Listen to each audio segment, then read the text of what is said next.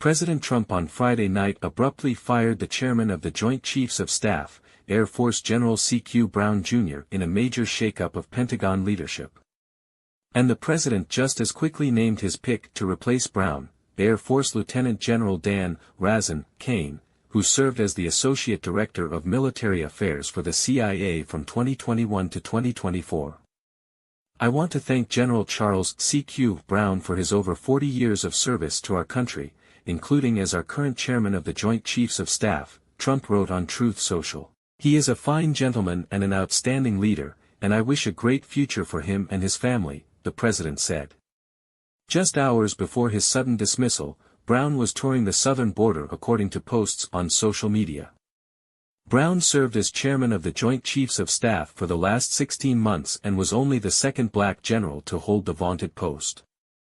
The general was seen in mid-December at the Army-Navy football game seated next to then-President-elect Trump. Trump named Cain, a former F-16 pilot, as his nominee to succeed Brown in the same Friday night Truth Social post. Cain will need to be confirmed by the Senate as is customary with all new military leaders. General Cain is an accomplished pilot, national security expert, successful entrepreneur, and a warfighter with significant interagency and special operations experience, Trump wrote.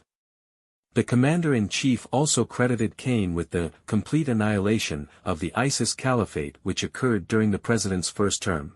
Secretary of Defense Pete Hegseth celebrated the nomination of Cain as the next chairman of the Joint Chiefs of Staff.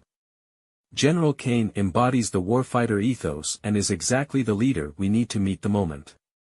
I look forward to working with him, Hegseth said in a statement, which also honored Brown. However, Hegseth previously had harsh words for Brown. First of all, you gotta fire, you gotta fire the chairman of Joint Chiefs, Hegseth said in a podcast in November. Hegseth also questioned how Brown got the job in one of his books, according to the Associated Press. Was it because of his skin color? Or his skill? We'll never know, but always doubt, which on its face seems unfair to CQ. But since he has made the race card one of his biggest calling cards, it doesn't really much matter, Hegseth wrote. Despite these criticisms, Hegseth gave Brown a nod of approval after a face-to-face meeting late last month, according to the Washington Examiner.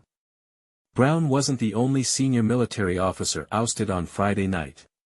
Chief of Naval Operations Admiral Lisa Franchetti and Vice Chief of Staff of the Air Force Gen.